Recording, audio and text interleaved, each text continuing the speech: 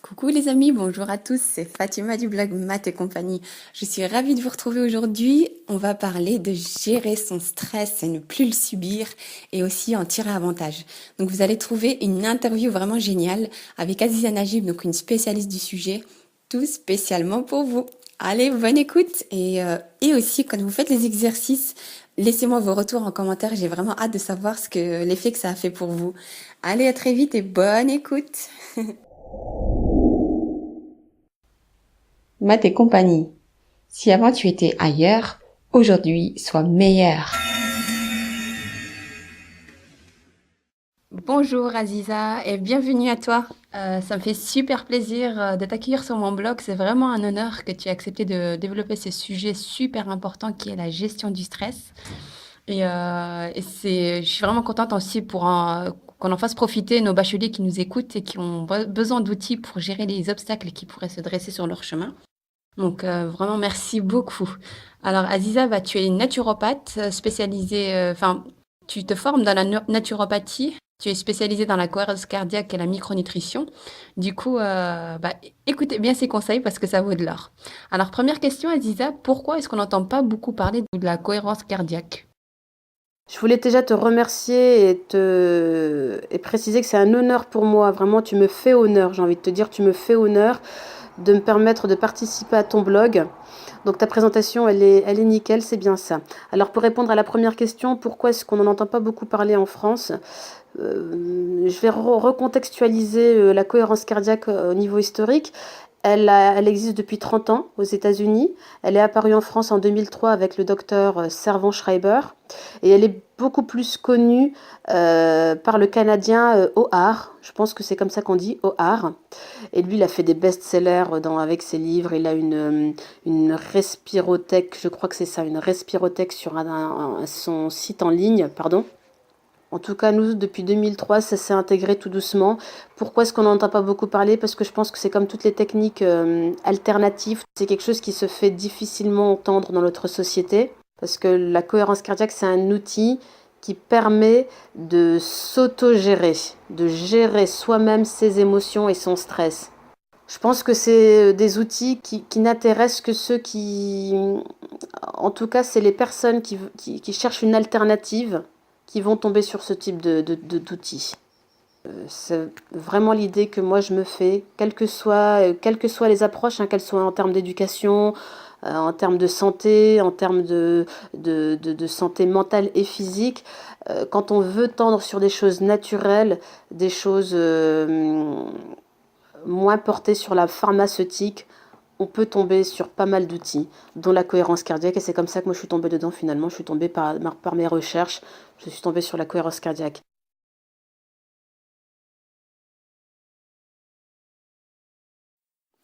Alors, pour répondre à ta deuxième question, à savoir qu'est-ce que la cohérence cardiaque et quel est son mécanisme. Donc la cohérence cardiaque, c'est un outil de gestion du stress et des émotions. Et si je parle directement au public que tu vises, donc aux étudiants, c'est un outil extraordinaire pour eux parce qu'ils vont pouvoir gérer le stress avant l'examen, avoir un contrôle sur leurs émotions pour éviter la fameuse page blanche le jour J. C'est-à-dire que quand on se laisse aller par nos émotions ou par le stress, on est submergé, donc on n'a plus de contrôle sur nous. Et ça empêche d'avoir une clarté intellectuelle, ça nous empêche d'être rationnel, d'être logique, d'avoir du bon sens. Donc il ne faut pas refouler ces émotions. Le but de la cohérence cardiaque, c'est pas de refouler, c'est pas d'inhiber le stress ou les émotions, mais de savoir les gérer selon un environnement ou un contexte précis. Donc il est là pour neutraliser le stress et les émotions. Donc là je vise précisément la cohérence cardiaque à titre au niveau des étudiants, d'accord? Parce qu'elle s'applique sur tous les domaines de la vie et même en termes de santé, elle a un grand impact sur la santé. Mais si je veux être précise et viser clairement les étudiants, la cohérence cardiaque permet une meilleure concentration, une meilleure mémorisation, un meilleur apprentissage. On entre facilement dans l'onde alpha cérébrale. Donc c'est tout ce qui est de la partie technique apprentissage, mémorisation, concentration, diminution de l'hyperactivité. Des fois, on a plein d'idées d'un seul coup, on veut faire ci et ça à une question, on veut répondre à tout. Et en fait, la respiration, quand on la maîtrise bien, elle nous permet d'être clair, une chose à la fois. Voilà, on sait ce qu'on fait, on ne se laisse pas déborder par nos émotions, on ne se laisse pas déborder par le stress. Donc, quel est son mécanisme? La cohérence cardiaque, c'est une induction respiratoire, donc c'est-à-dire qu'on va agir par la respiration pour recentrer nos émotions et notre stress. Elle doit d'abord se pratiquer régulièrement, en tout cas sur une durée de 15 à 20 jours, pour pouvoir être un automatisme. C'est-à-dire qu'une fois qu'on maîtrise l'outil, on arrive à rentrer en cohérence cardiaque en 1 minute après.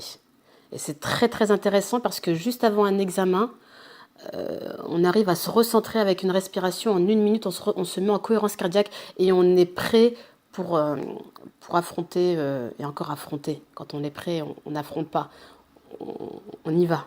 Voilà, c'est vraiment un exercice respiratoire que je vais détailler au fur et à mesure des questions. Donc voilà.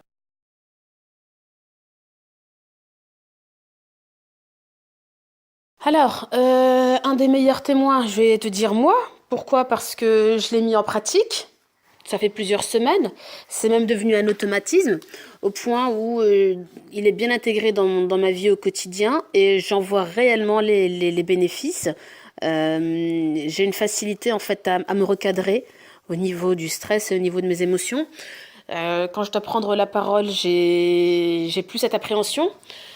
Quelle qu'elle soit, hein, une prise de parole quelle qu'elle soit, un appel téléphonique important, une prise de parole en public physiquement, voilà, tout ça, je me mets en mode Zen Express et il n'y a plus de soucis. Avant de lire un livre, avant d'apprendre mes cours, mes propres cours, quand je sens que je fatigue et que j'ai besoin de relire 3 4 fois la même page, je me mets en mode cohérence cardiaque et je me reconcentre. C'est-à-dire que mon esprit ne part plus, ne va plus à droite à gauche. Je me reconcentre et je suis repartie encore. Donc voilà, moi, à titre personnel, voilà ce qu'il en est. C'est un outil, j'en suis tellement convaincue que je compte le mettre dans mon programme futur, dans mon projet comme je t'avais expliqué. Et au vu des forums, de ce que j'ai pu lire dans les forums, le plus impressionnant que j'ai pu lire, c'est pas tant les témoignages au niveau de la santé, c'est l'impact que ça peut avoir sur des enfants dits à troubles, donc les TDAH, les dyslexiques, tous les enfants qui ont en plus de la difficulté qu'ils peuvent rencontrer au niveau scolaire par rapport aux enfants qui ne rencontrent pas ces troubles-là, eux ont finalement un désavantage, entre guillemets. Eh ben, la cohérence cardiaque leur permet à travers le fait de gérer leurs émotions, parce que souvent c'est des gens aussi, c'est des élèves aussi hypersensibles, hyper émotifs, hyper actifs. Enfin voilà, ils ont pas mal de choses qui font que quand on arrive à recentrer leur stress et leurs émotions, on améliore beaucoup et de loin leur comportement, leur progression, le résultat est visible. Vraiment, le résultat est visible. Donc, j'ai envie de dire, en fait, vous n'avez rien à perdre à l'essayer. C'est gratuit, c'est vous qui le faites. Le seul effort que ça vous coûte, finalement, c'est de le mettre en pratique pendant quelques jours. Après, ça devient un automatisme. C'est comme, de toute façon, c'est un exercice de respiration. J'allais vous dire, c'est comme le fait de respirer, ça devient automatique. Et ben là, c'est la même chose. Les effets visibles se verront assez rapidement et vous ne vous en passerez plus. Dans n'importe quel acte de votre quotidien, ça sera quelque chose auquel vous allez penser. Vous êtes un peu trop fatigué, énervé, une migraine, tiens, j'ai une migraine, certainement je manque de sommeil, j'ai mal dormi, ça fait 2 3 nuits, j'ai bûché trop le soir, je suis fatiguée, je me réveille le matin, voilà, pour aller à l'école, j'ai un maux de tête énorme. Eh ben, on se met en cohérence cardiaque, ça rééquilibre. Vraiment, ça régule. Donc, j'ai juste envie de vous dire, essayez-le et faites-vous votre propre opinion.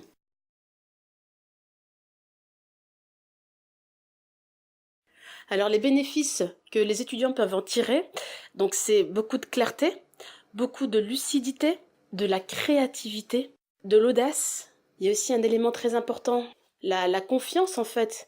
dans le sens où combien maîtrisent leurs leçons, mais doute face à une question, doute face à un raisonnement par manque de confiance. Donc la légèreté, j'ai envie de dire, ça apporte aussi de la légèreté.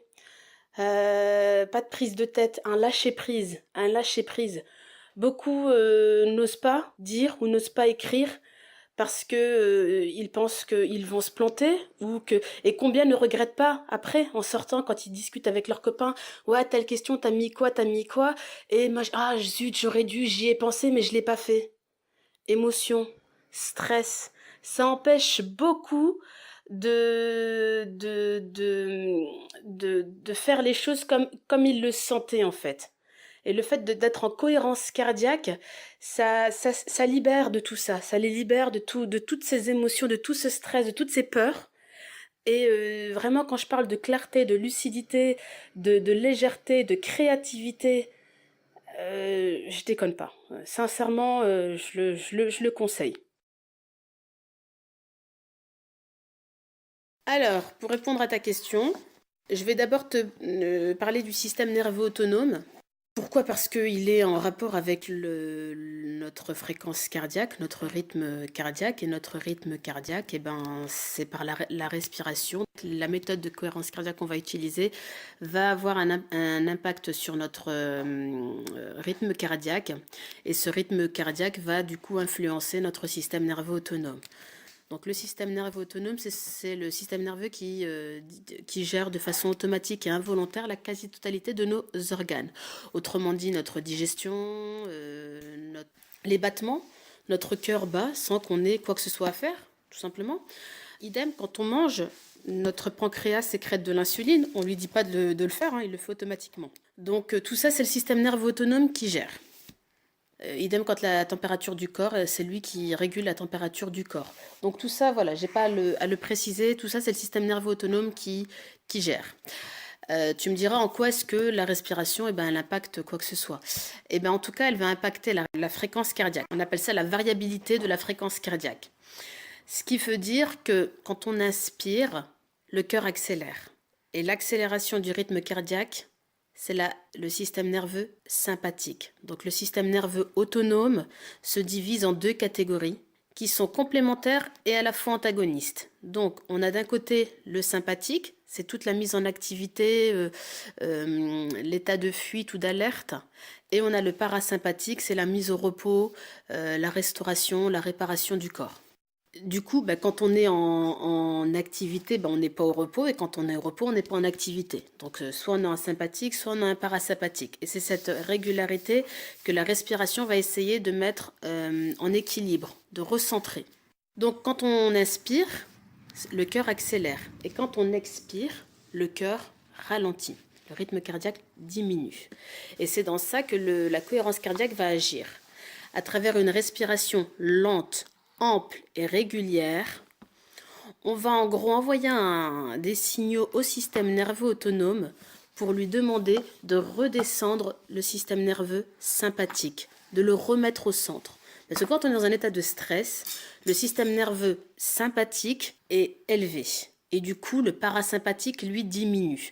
Le parasympathique, c'est l'hormone du bien-être, l'hormone de jouvence, l'hormone d'attachement. Donc on a l'ocytocine, on a la DHEA dans le parasympathique et on a aussi l'acétylcholine qui est importante aussi dans le cadre de l'apprentissage.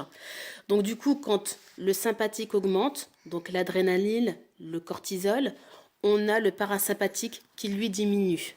La cohérence cardiaque va permettre de remettre au centre tout ça, donc de diminuer le cortisol et donc de diminuer le stress.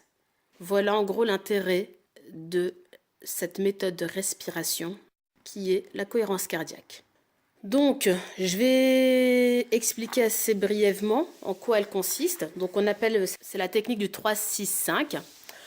Elle se fait 3 fois par jour, pendant 5 minutes, à raison de 6 respirations par minute. Chaque respiration suppose une inspiration de 5 secondes et une expiration de 5 secondes. Elle doit se faire assise ou debout, mais en tout cas pas allongée parce que le résultat sera moindre. le dos droit assis, le dos droit et les jambes non écartées. Voilà en gros les conseils pour une bonne mise en pratique. Donc 3 fois par jour, une respiration suppose une inspiration de 5 secondes et une expiration de 5 secondes à faire pendant 5 minutes à raison de 6 respirations par minute. Après au niveau, il y a des vidéos, il y a pas mal de vidéos qui peuvent vous aider pour les débutants en cohérence cardiaque sur YouTube. On tape juste cohérence cardiaque sur YouTube. Il y a pas mal de vidéos qui vous permettent d'entrer en cohérence cardiaque. C'est une question d'automatisme, le temps de 15 jours, et puis après ça s'automatise tranquillement. On n'a plus besoin ni de le faire sur une feuille avec des vagues, ni de suivre une vidéo, ni quoi que ce soit. Il y a aussi une application qui est pas mal, qui s'appelle Respirilax.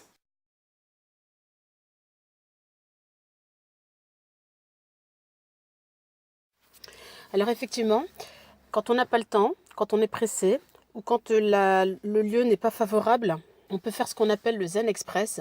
Donc c'est une respiration sur 1 minute en fait. C'est une respiration sur 1 minute. Les six respirations. Donc les 6 respirations sur 1 minute. Et on se retrouve dans le même état de cohérence cardiaque que si on avait fait une séance sur 5 minutes. Par contre, elle est praticable uniquement si on a l'habitude, donc si on s'est déjà familiarisé avec la méthode 3-6-5, tout simplement. Oui, c'est vrai, je comprends, oui. C'est vrai que si on l'a pas pratiqué avant, y penser le jour de l'examen, c'est vrai que ça va être difficile parce que le stress, justement, va tout nous faire oublier. Alors que si on a pris l'habitude, comme tu dis, ben, on va pouvoir utiliser le Zen Express et s'apaiser tout de suite. Génial. Bah écoute, merci infiniment. Merci beaucoup pour ta disponibilité, pour ton temps. Je sais que tu es très occupé en ce moment. Et vraiment, merci infiniment d'avoir pris le temps de répondre à mes questions et à aider en fait les élèves dans leurs examens. Je suis sûre que ça va être utile pour eux et vraiment, voilà. Merci beaucoup pour ton partage. Je te souhaite toute la réussite dans ta formation. Bah, je suivrai ton parcours avec plaisir et merci infiniment vraiment pour tous tes partages. Merci à toi Fatima, ça a été un réel plaisir de partager cette journée également avec toi. J'espère sincèrement que cela puisse porter ses fruits et que tu puisses mener à bien ton projet. Voilà, à bientôt. Tu as aimé cette vidéo ? J'ai hâte de connaître ton avis et ton retour sur ce qu'on vient de partager ensemble. Retrouve cet article et aussi un petit cadeau de bienvenue que j'ai préparé spécialement pour toi sur le blog Maths et compagnie. Les liens sont indiqués dans la description. Je t'envoie plein d'encouragements car je sais bien que c'est pas tous les jours facile et à bientôt pour un nouvel échange. Soutiens Maths et compagnie, like la vidéo, laisse un commentaire pour nous donner ton avis et partage la vidéo avec tous tes amis. Et bien sûr, abonne-toi pour être la première personne à tout savoir.